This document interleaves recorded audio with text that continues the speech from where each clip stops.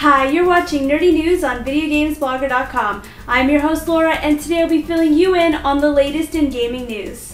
OnLive's cloud gaming system is hitting the United Kingdom next month.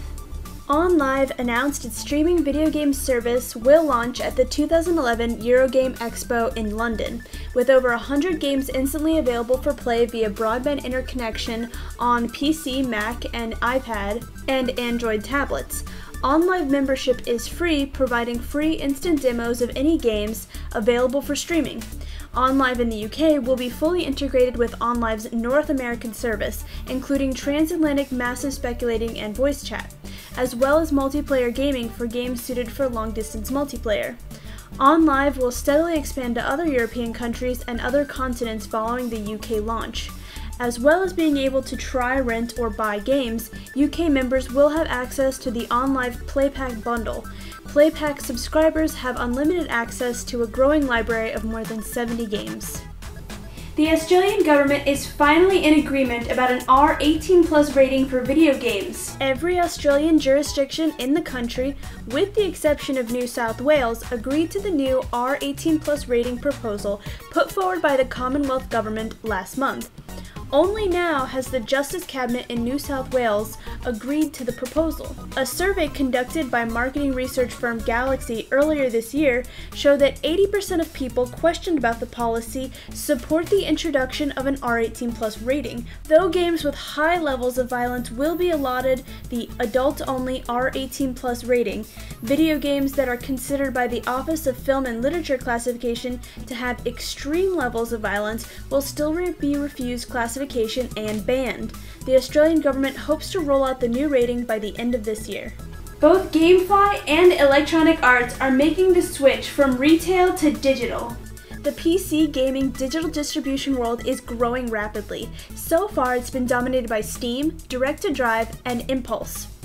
Now, Electronic Arts has struck out on their own with their Origin download service.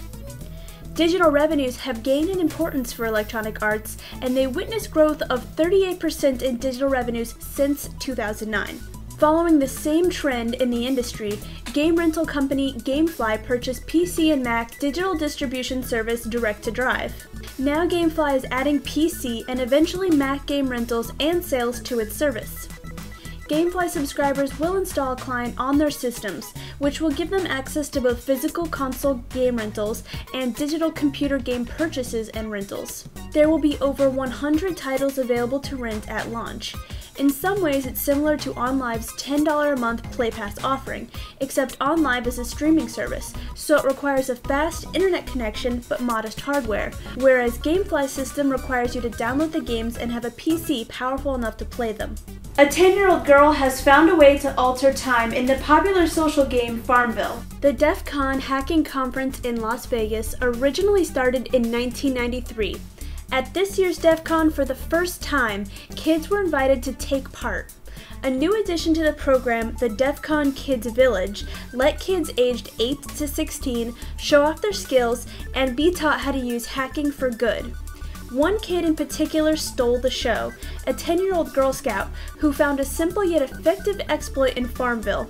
Fed up with the way the game forced long waits between activity on her, she began tinkering with the code until she found that the game's internal clock could be fooled if you began a game on a Wi-Fi network, then left and adjusted your phone's clock manually. By advancing the game unlocked things earlier than it would otherwise have done, she unlocked items and performed actions ahead of time.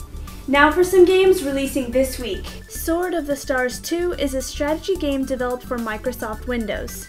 The game, subtitled Lords of Winter, is the sequel to the 2006 game Sword of the Stars. It will feature the same 6 races as the original game, along with a new enemy.